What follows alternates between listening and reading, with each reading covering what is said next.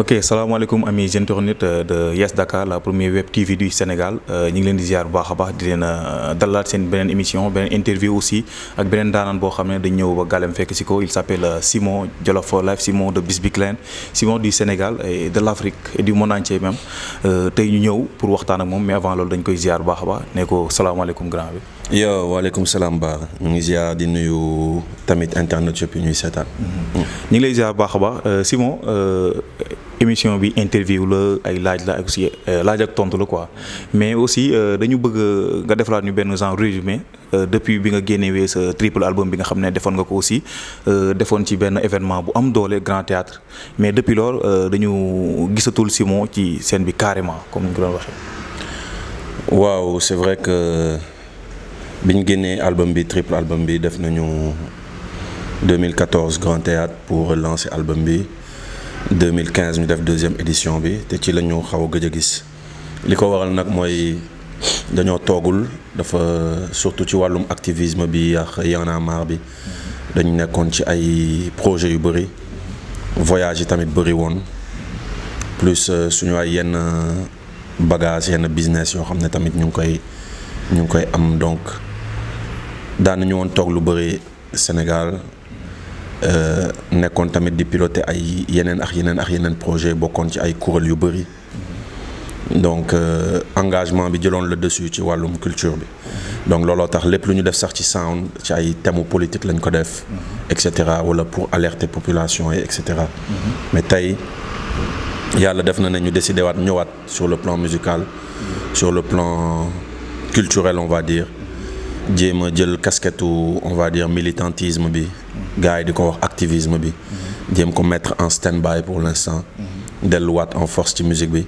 donc looloo waral single bu bees bu ñu lancé Craziest looloo waral jàpp yi nii ngay gis moo waral temps yi émission yi interview yi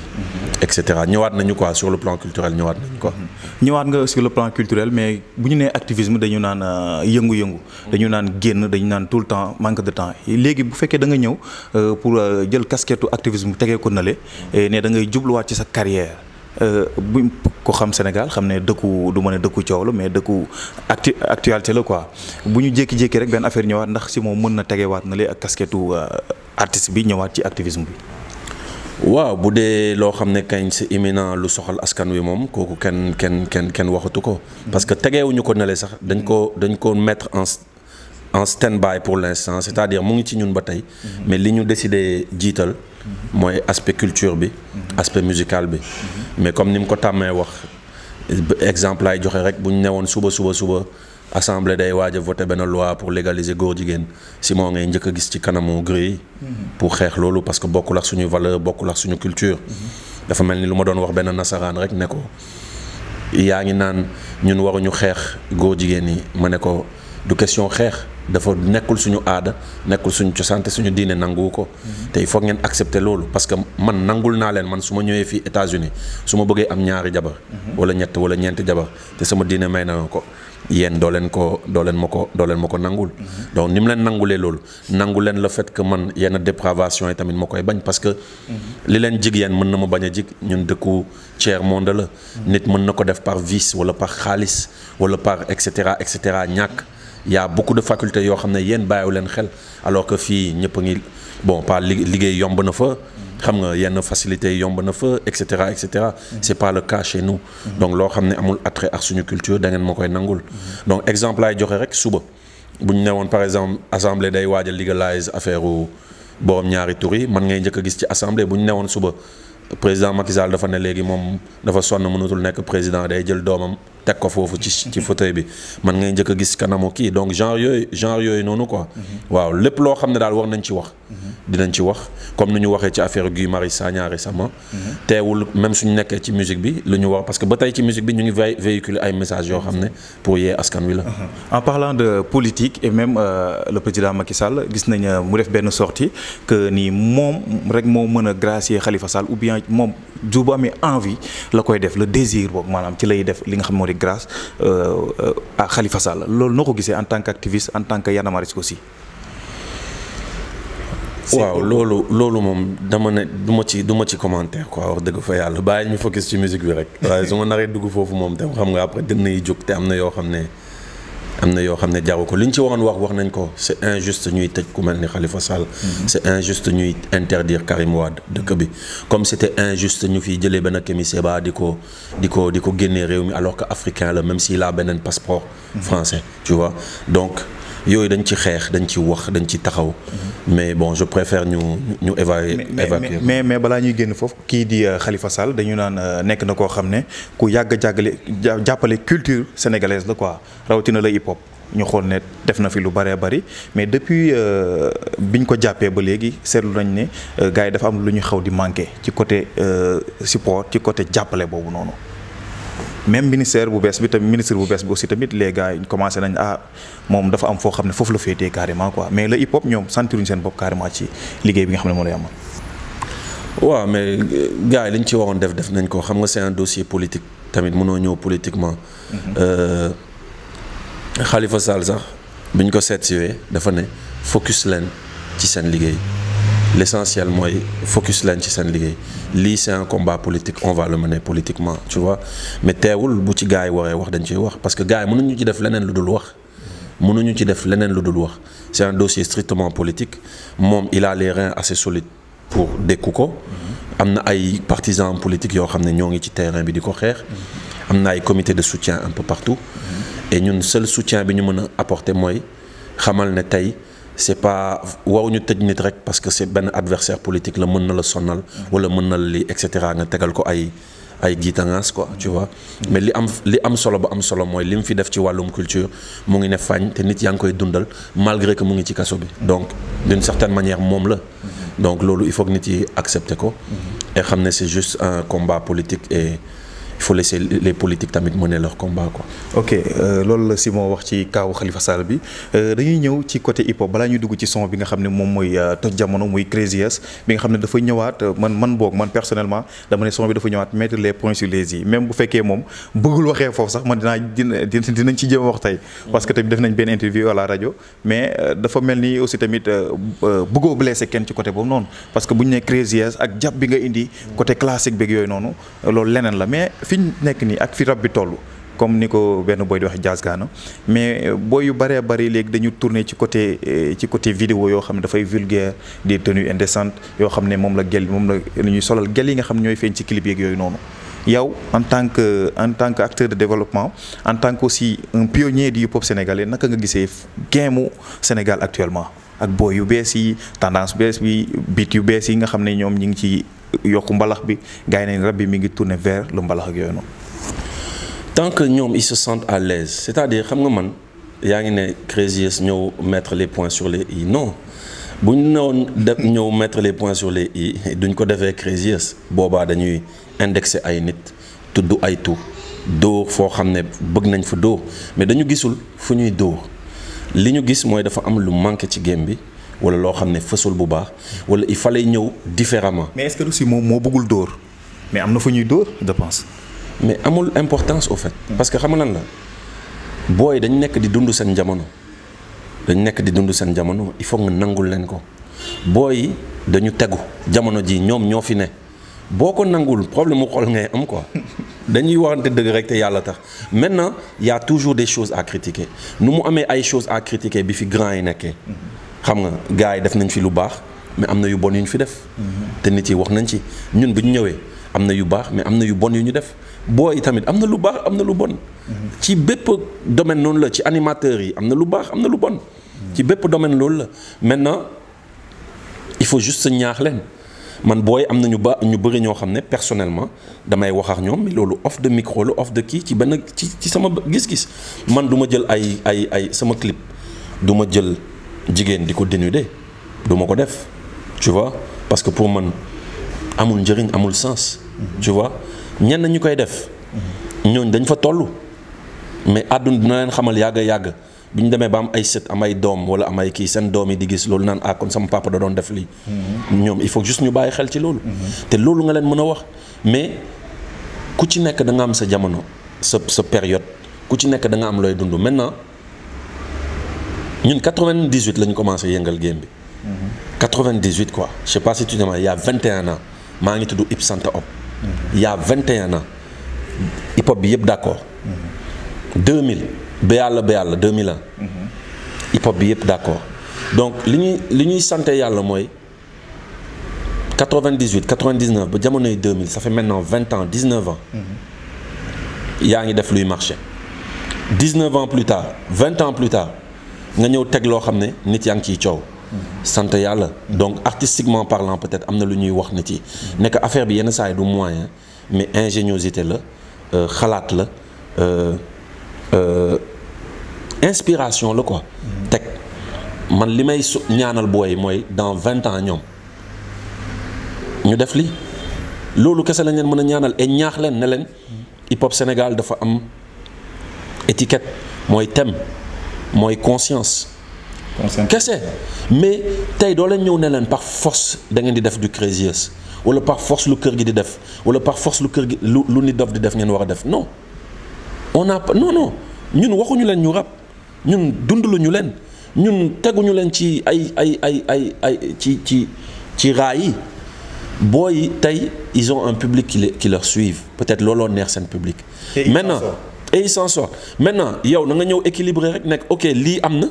mais lii tamit am na man je vois pas lu tax nit yi bëgg ma forcer loo forcément man dama war a ñëw jël benn épée de guerre ne non hip hop bi dama koy non je n'ai pas cette prétention là wax dëgg te kàttan googu noonu sax ak jot googu nag aw ma ko te dafa nekkul sama mind parce que man bu may wax te yàlla tax je trouve que ne booy am na benn level bu ñu yóbbu hip hop. barke Maulana Cheikh al Islam man loolu laa gëm. en matière d'image en matière de vidéo en matière de internet xoolal booy seen présence internet. xoolal booy seen fan base xoolal booy seen community management. et c'est à saluer. maintenant il y a certaines erreurs que certains font loolu kese la maintenant ñooñu ñu mën a wax ak ñoom nañu wax ak ñoom ñi bëgg a def sound nañu def sound moi je ne vois pas. l'opportunité defoon naa fi régulateur bi ma ñëwee dóoruma ci kenn dama wax benn dëgg rek bu fi am mooy hip hop bi soxla baykat bi soxla na ñu koy waxal étudiant bi soxla na ñu koy waxal médecin yi soxla na syndicaliste yi sénégalais lambda bi nga xam ne il peine à joindre les deux bouts xool ma boo yim ci waxal yëpp ils ont salué craziest bi ñu ngi may booy ñu ngi may yónnee message di féliciter di big up di kii c'est autre chose tu vois loolu laa see xaar ñoom boo yu bëri damay liggéey ak ñoom dama leen di wutal ay deal di leen jouer loo et cetera. parce que rôle boobu je peux pas être un grand frère ñëw naan damay xeex ak samay petit frère. day xaw a doy waar quoi. léegi ñu ñëw ci craziest bi xam naa nañ ko seetaan craziest ñëw na nekk benn vidéo bu nice côté musique côté son nga ni beneen style mën nga ñu expliquer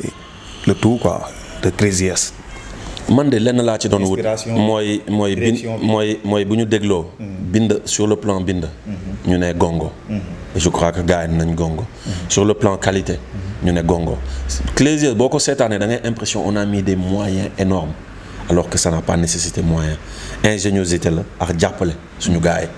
ku nekk est venu mettre quelque chose. loolu kese la. en matière de qualité. nice en matière de son beat ñu wax nice en matière d'écriture ñu wax ok man loolu laa ci doon wut quoi. tu vois et wane ne. du ñëpp ñoo war a ñëw def la même chose tu peux faire autre chose et ça va marcher sans pour autant wane ay xottu taat sans pour autant wane ay dënn sans pour autant wane leneen mais wane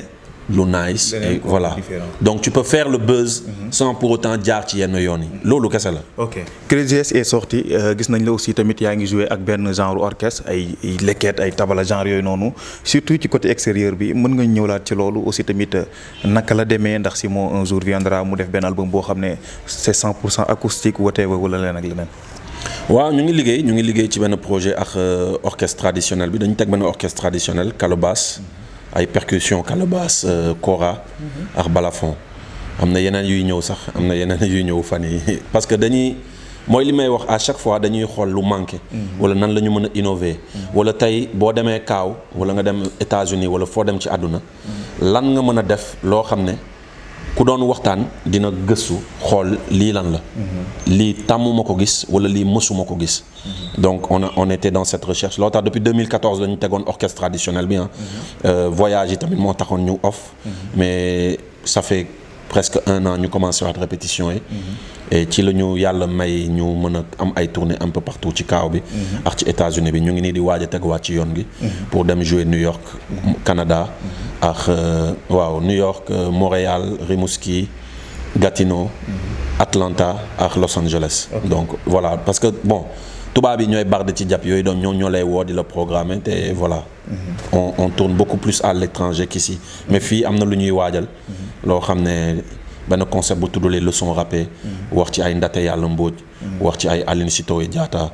xam nga femme de valeur yoo xam ne ak lépp lu ñu liggéey pour réew mi wax tamit ci ay les Mossi les Dogon. ay yeneen royaume yoo xam ne ay royaume exemplaire la ñu yu amoon seen propre démocratie. seen propre modèle de gouvernance donc ñu ngi ci projet bu mel noonu. ok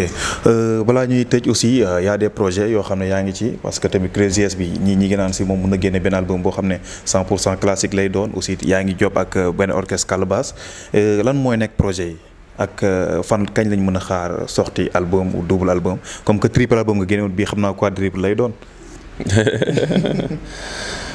instant yi daal wax dëgg fa yàlla dañu nekk di hésiter quoi parce que sound yi bëri na. jàpp yi bëri na je répète jàpp yi bëri na. parce que tey man du ma nangu nekk benn porte-étendard waaye Simon album classique la ñu bëgg waaye dellool buum ca mboy mboy dinañ delloo buum ca mboy mboy ga. mais dinañ def loo xam ne tamit sentir nañ ko neex nañu kenn duñu tënk quoi. te dina accessible fu ne. kenn duñu tënk. kenn duñu tënk parce que ñun duñu ne. genre bi kese la ñuy rappal wala genre style bi kese la ñu mën wala lii rek la ñu war a def non parce que du chaque jour même lekk bi la ñuy lekk du chaque jour même yére yi la ñuy sol xam nga tey booy dem jàkk dafa am nooy solo xam nga du ma dem jàkk ak sama casquette tey booy dem club dafa am nooy solo tey booy dem basket dafa am nooy solo donc sa musique tamit noonu la war a diversifier donc fu mu ne nii daal xëccoo la ci staff bi ngandimaamu xëccoo moo fi am ñii dañu bëgg album 100% hip hop classique ñii dañu bëgg ñu jaxase ñii dañu bëgg ñu focus ci yëfu mag yi affaire ou de leçon rappée wax ci ay tu vois. mais lépp a ngi fi. et démb rek moom laa doon wax gars yi mu leen gars yi lu tax tey nga ñëw ci benn genre nga dugg ci benn gàlle nga am possibilité naan bisaab naan jinjeer naan buy naan karasol naan ditax naan leneen ak leneen nga ne non jinjeer rek la ñuy teg ci table bi. day xaw a doy waar. donc démb rek loolu laa doon wax sama yenn gars yi ma ne donc réfléchissez quoi. su fekkee on a la possibilité de mettre plusieurs choses. mettons-le quoi. ok pour les 72 heures ou bien VSD hip hop c'est prévu pour quand. mi-novembre incha allah balaa fin novembre bëgg nañ ko def. balaa fin novembre parce que décembre dañuy teguwaat ci yoon gi donc là dañuy voyager. donc bu ñu ñëwee fin septembre octobre bi ci loolu la ñuy dox. VSD bi incha allah pour teg ko mi-novembre. incha allah ok Simon ñu ngi lay jaajëf bu baax a baax last word bi la lay doon kàddu gi.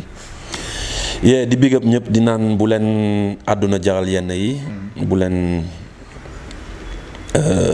buzz jaral yenn yi. na ku nekk xam ne da nga ci war a dañ def ci yow donc ëllëg da nga war a def ci ay nit. da nga war a tamit delloo ñi la defal et la moindre des choses mooy nga. yow rek nga tekki nga génn ci quoi. donc tekki ñafe xam-xam. waaw bañ a oyof ni xob lu ñëw yóbbaale la. donc mooy conseil bi ñuy wax bu ñuy jox tous nos petits frères. et di wax gars yi ne ñu ngi ñëw y aura beaucoup de surprises. et yenn saa yi nañu signaler gauche jaar droite ci la parce que artistiquement parlant on a besoin de ça que les gens parlent de façon positive mais pas rek ñëw def ay yëf yoo xam ne juste da nga bëgg nit yi wax di leen remercier ci dalal bi un mot sur Yes Dakar Web TV Yes Dakar nice gisoon naa seen interview bi ak kilifa dóob donc di leen ñaanal voilà mu amaat ay yeneen building yi tegu télé yi rajo yi ay yeneen bagage one love à Yes Dakar. merci beaucoup c'était Simon moom lañ jëloon tey suñu beneen interview ak moom respect à tout le monde merci beaucoup de nous avoir suivis sur Yes Dakar Web la première web TV du Sénégal c'était DJ Bara bu ñuul rendez-vous prochainement one love merci beaucoup à Cheikh le caméraman jaajëf.